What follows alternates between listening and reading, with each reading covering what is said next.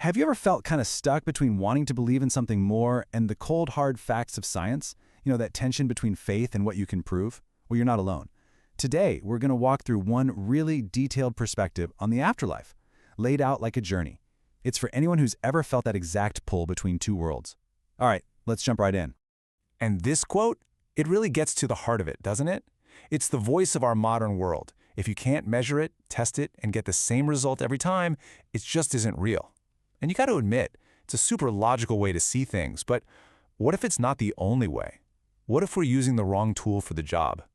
So the whole idea we're digging into here is that maybe, just maybe, some things are literally beyond what our physical tools can measure. I mean, trying to prove the existence of a soul with a scientific instrument, it's kind of like trying to measure the color blue with a tape measure. The tool just wasn't made for that. And this is a fantastic way to think about it. Imagine someone told you about a place called Australia, but you insisted on trying to walk there from, say, Japan, just to prove it's real. Well, you'd fail, right? You'd come back and say Australia is just a myth. But if you trust a different tool, like a ship or a plane, you can get there. In this way of thinking, faith is that ship. It's a totally different vehicle for exploring things our five senses just can't walk to.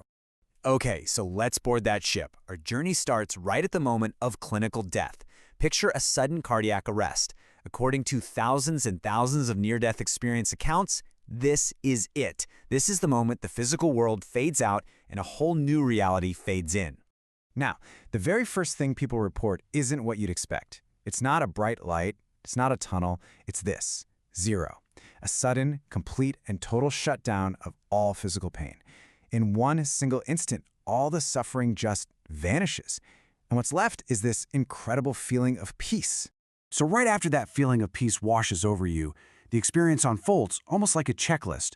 You feel this gentle pull upwards, like your consciousness is just slipping out of the top of your head. Suddenly, you're up near the ceiling, looking down. You can see your own body, you can see the doctors and nurses working, but you're just an observer, and you feel totally, completely free. Okay, so you're floating there, watching the scene for a bit, and then a new phase of the journey kicks in. For so many people, this is the most famous part of the whole near-death experience. It's the big transition. It often starts with just a tiny dark spot in your vision. But then that spot just opens up bigger and bigger into a tunnel, and you feel yourself being rocketed through it at this incredible speed. Sometimes there's a deep humming sound, and all the while you're being drawn toward this brilliant light way at the other end. And the light at the end? Well, the way people describe it is just mind-blowing. It's a total paradox. Think about it. A light brighter than anything you can possibly imagine on Earth, but it doesn't hurt to look at. It's not blinding at all. Instead, it just feels warm, loving, like you're finally coming home. And get this. When you finally step out of that tunnel and into the light, you're not alone, not by a long shot. There are beings there waiting to greet you.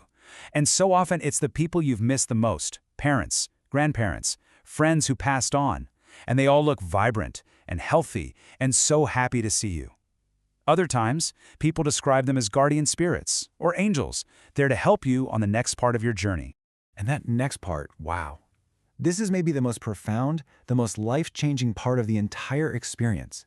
It's not some kind of judgment from a guy on a throne.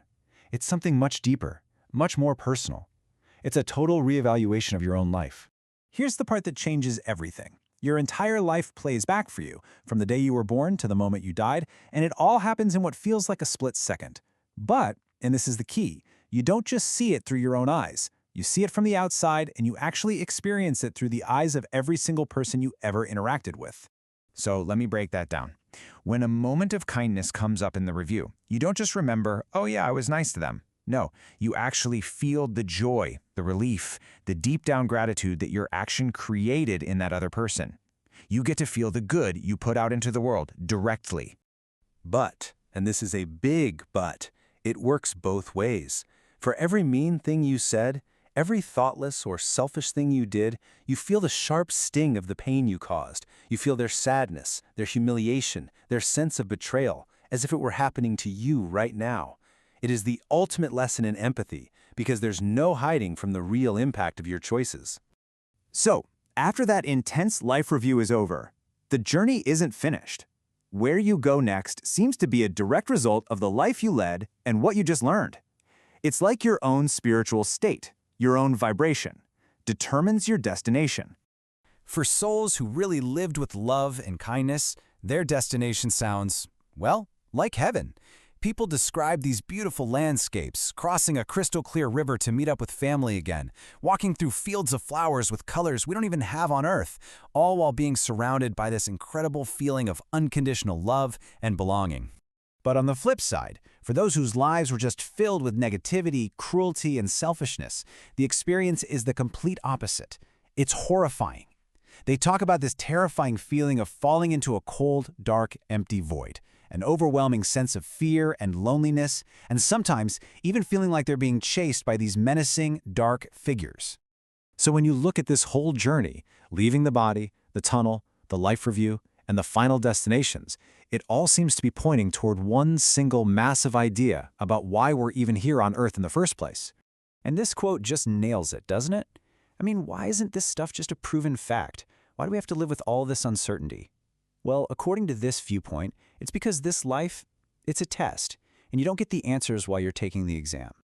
So here's the bottom line, the central theme of this whole framework. Life is basically a test of our character. The idea is that we're put here, in this physical world, temporarily forgetting where we came from, to see what we'll do. Will we choose to be kind? Will we choose empathy? Will we choose love, even when there's no guaranteed reward? That's the test. So, as we wrap this up, the big question isn't just about what happens when we die, it's about what we're doing while we're alive. Because if every single action, every word, and every thought is basically one of our answers on a final exam, what kind of answers are you writing down today?